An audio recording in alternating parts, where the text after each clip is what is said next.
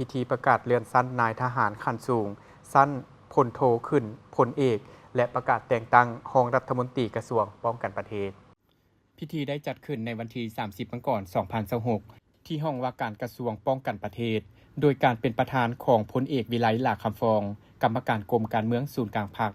รองนายกรัฐมนตรีผู้ประจำการคณะเลขาธิการศูนย์กลางพรรคมีบรรดาต่างหน้าจากคณะจัดตั้งศูนย์กลางพรรคห้องว่าการศูนย์กลางพรรคห้องว่าการสำนักงานประธานประเทศห้องว่าการสำนักงานนายก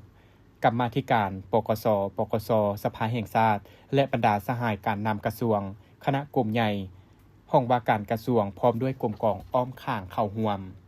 สหายดอนไพวงศ์รองหัวหน้าคณะจัดตั้งศูนย์กลางพรรคได้ขึ้นผ่านรัฐดำรัสของประธานประเทศว่าด้วยการเลื่อนชั้นนายทหารชั้นพลโทขึ้นชั้นพลเอกโดยอิงตามมาตรา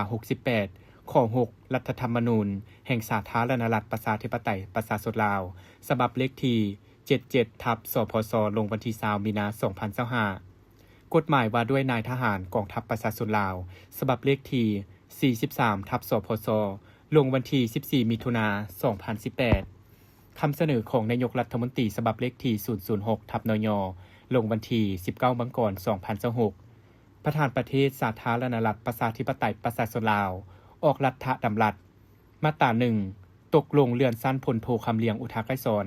กรรมการกรมการเมืองศูนย์กลางพรรคเลขาคณะพรรครัฐมนตรีกระทรวงป้องกันประเทศขึ้นชั้นพลเอกพร้อมนั้นยังได้ผ่านดำรัสของนายกรัฐมนตรีว่าด้วยการแต่งตั้งรองรัฐมนตรีกระทรวงป้องกันประเทศโดยอิงตามกฎหมายว่าด้วยนายทหารกองทัพประชาชนลาวฉบับเลขที่43/สพส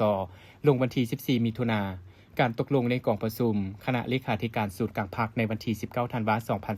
2025การตกลงเห็นดีจากบรรดาสหายกรรมการกรมการเมืองศูนย์กลางพรรคนายกรัฐมนตรีออกดำรัสมาตรา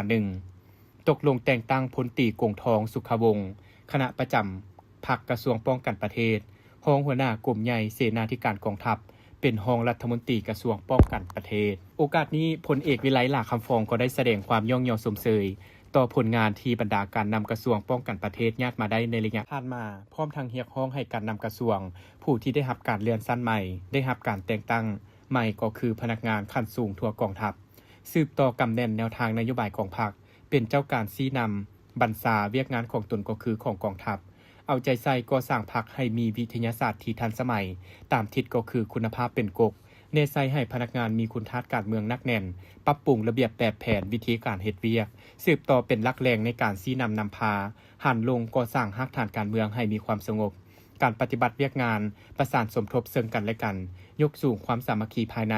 เพื่อนมิตรร่วมยุทธศาสตร์ให้แนบแน่นสอดคล้องประชาธิปไตยเป็นเอกภาพในการจัดตั้งปฏิบัติเวียกงานสืบต่อนำพาชี้นำกองทัพประชาชนลาวให้นับมือเข้มแข็งก้าวหน้าทันสมัยสามารถตอบสนองกับหน้าที่